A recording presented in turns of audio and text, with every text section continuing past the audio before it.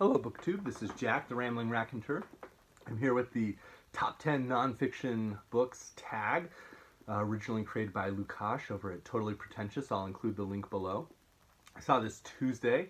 I teach an evening school class on Tuesday nights for some seniors who need, high school seniors who need one extra semester of math in order to graduate in May. And so I wasn't able to get it up Tuesday, and last night we had open house, so it gave me time to watch some other people's videos, which undoubtedly influenced my own choices. Some honorable mentions of books that I didn't pull out included the essays of Ralph Waldo Emerson, which I absolutely love. Walden by Thoreau and Desert Solitaire by Edward Abbey, both sort of the value of being in nature, and sort of making sure that we retain our humanity within civilization.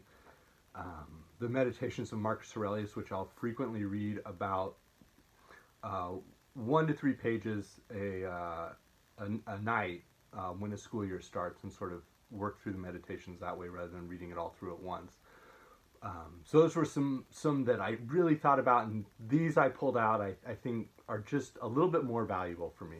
So one of those is the Protagoras, a dialogue by Plato. It came very, very close to picking Hippias Minor. I read at least one Platonic dialogue each year, and I think Plato challenges us to think better than almost anyone. The reason I went with Protagoras, there's sort of two reasons. One is that it's a later Platonic dialogue, whereas Hippias Minor is an early one, and that means that we're getting more of Plato's ideas rather than just something that's closer to a transcription of Socrates refined by Plato, which are what many of the early dialogues feel like. So this feels like I'm getting a little bit closer to Plato's thoughts. And the other reason is that the theme is all around, is it possible to teach virtue? And a concern of Socrates, and I would argue a concern for all of us, especially, I teach, but I don't want to just teach concepts. I need to teach people to think critically and think with integrity, and be able to make good decisions. And I think Protagoras really helps me refine my craft around that, and reconsider what I'm doing and why I'm doing it. I wanted to grab an autobiography or memoir, and I think one of the ones that really, really just stabs deep is Black Boy by Richard Wright. And I've got the Library of America volume, which has the unexpurgated text. When he had originally published Black Boy, he and his editor, pulled out some sections dealing with the horrors of racism and some of the political opposition he'd faced. And I think as a text, it shows the resilience of humanity, and he's such a natural writer, but he's a person who allows us to see the most human and the most inhuman aspects that we can have in our relationships to each other. And I think Wright does that in a way that is very natural, that never feels contrived, despite how beautiful or how horrifying any of the experiences are within that text. I think that all of Joan Didion's nonfiction is fascinating. She's a beautiful writer, and she's also able to frame ideas and events in a way that feels special, that feels unique, that feels like you're connecting with individuals or events that you may hope never happen to you, or you really desire could happen to you but don't believe will. And that sense of celebrity without it ever seeming sensational. And I think my favorite book of hers is The White Album, which I believe is her second nonfiction book, and written in the early 1970s. So Vietnam is in full swing. The counterculture dream has become a nightmare. And those events are very powerful, but the way she writes about them and connects them both to her life, to others' lives, and to each other in The White Album is just astonishing. As a science and mathematics and physics teacher, I think it's great to always have a nonfiction book you can rely on to show the elegance and beauty of of science and mathematics and analysis. And I think one of the writers who does that best is David Berlinski. And I have several of his volumes. This is The Advent of the Algorithm. And what's fascinating about Berlinski is he takes these mathematicians and these thinkers and these scientists, and they feel like characters. They don't feel like stuffy names from history that most of us have never heard of. They feel like real people. He talks about their personalities, we get the feel for what their lectures are like. We get the sense of how they eat or make dinner, how their marriages are going, how beautiful and happy or how kind of sad and lonely their lives are. And you never feel as if you're just reading a Wikipedia entry about here's how we came up with this and here's how we got this and this led to this idea. But it deals with the questions that were being asked and why it's important that we not only have algorithms to run software on YouTube or smartphones, but how we came up with this as an underpinning for the very concept of how do we always know that 1 + 1 = 2? How can we be confident in the structures and patterns that we believe mathematics and science and physics lend to us? And so much of that questioning and skepticism led to the development of the algorithm. And it's just so well written. It's eminently readable and a fascinating look into some topics that are very important, but that so few are able to encounter. So that's Advent of the Algorithm by David Berlinski. I've seen the decline and fall of the Roman Empire popping up, and I appreciate Edward Gibbon's wit, his droll humor, the comments on various animals or individuals are hilarious. But I grabbed my History of Byzantium by John Julius Norwich. And if I had to pick one volume, it'd be the middle one, the Apogee, which is just glorious cover there. And there's a mosaic of Justinian on the early centuries. But the reason I really like Byzantium is the History of Byzantium is because unlike Decline and Fall, which is very much just a trajectory, it feels like you're just going down a canyon and there's a couple of switchbacks, but it's a descent. And it's actually a very precipitous descent that then sort of just continues to sadly float along. Byzantium's a roller coaster. There seem to be triumphs, there are tragedies. There are tragedies within the triumphs because the triumphant emperors or dynasties commit atrocities. And so it feels just so much more dynamic as a history. And that's no fault of Gibbon's or Norwich's, it's the subject. And I also would say that there are aspects of Western civilization or Western culture that exist in Byzantium, but there are whole aspects that just feel very other and strange. And it's important for us not to view other cultures as other and therefore strange and lesser, but to be able to learn and appreciate from those cultures. And I think Byzantium allows us to connect a little bit to that. And it's just a fascinating book. The personalities, again, are just so well drawn. They're drawn from real life, and these are people who made these decisions and took these actions. But Norwich is able to capture those special and unique moments to make. It's not a list of emperors, but you feel Romanus is very different from Justinian, and it feels more like if Procopius had time to write a 1,000-year history of Byzantium instead of just a 200-page secret history. So, History of Byzantium by John Julius Norwich.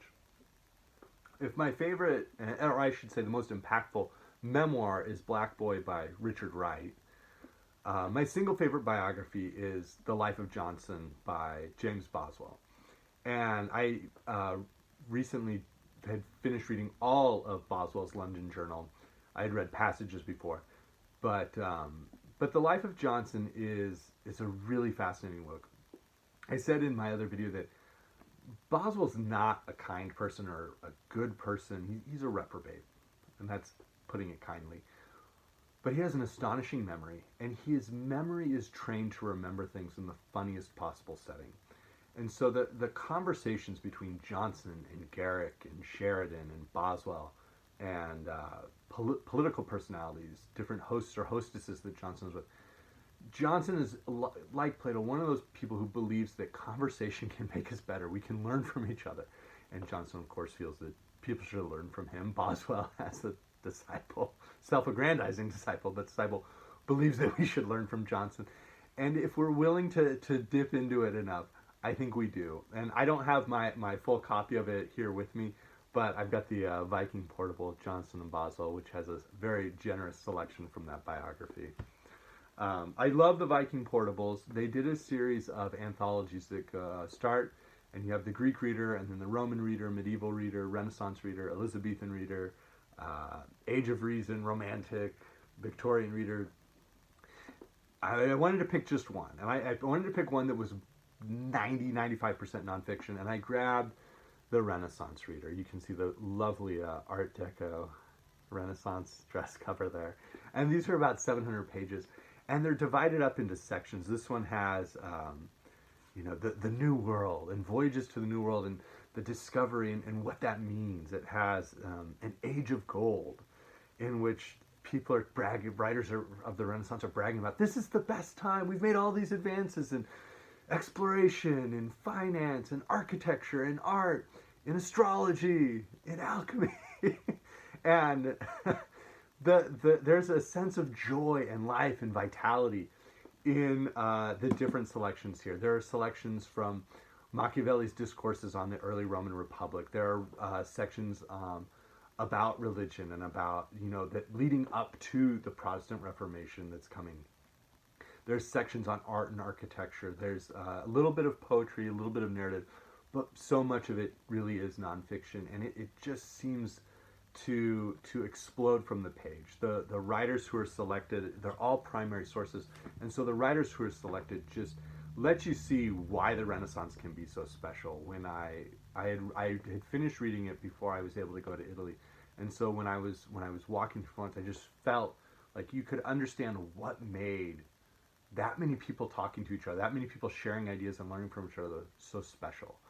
And I like this one in part because you see so many different corners of the globe connecting in ways that often are not going to be very good. We know that.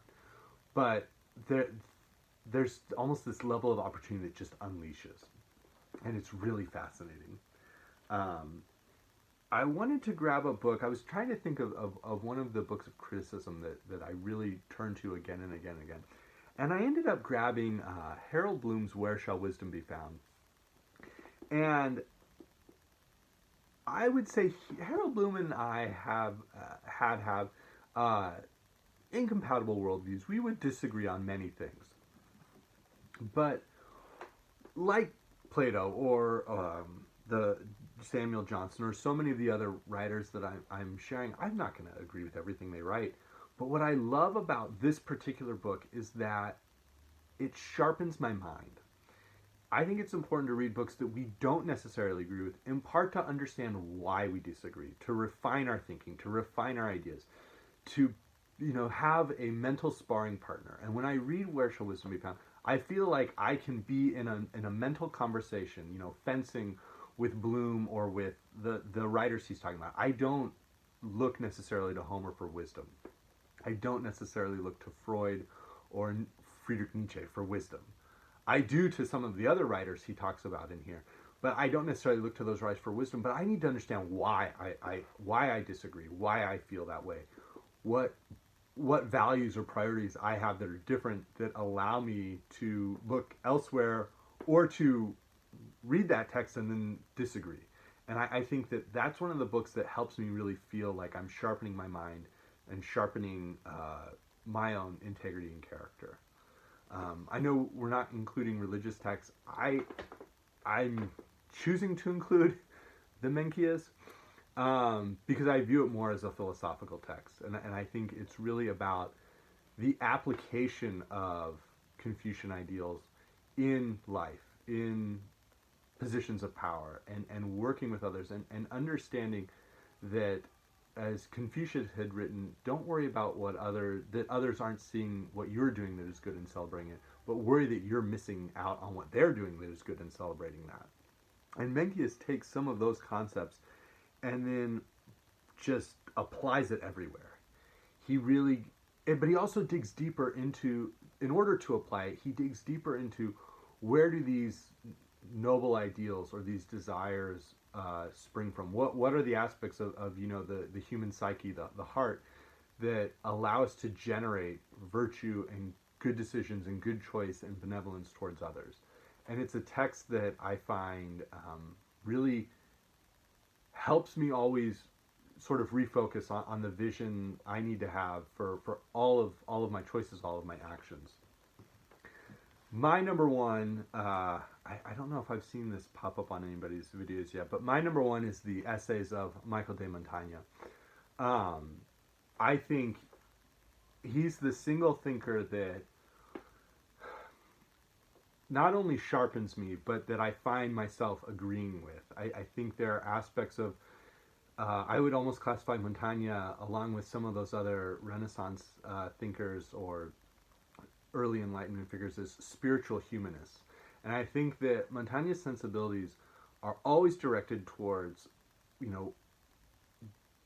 there can be truth and you should be pursuing it, and that should be what's governing your choices, and you should be a good person, and you're going to know right from wrong. You're going to be able to discern that, and when you can discern that, you need to make the right decision. That it shouldn't be a long debate about, oh, do I do this? Like, what's the benefit to me? What's the benefit to the other person? What's the maximum utility?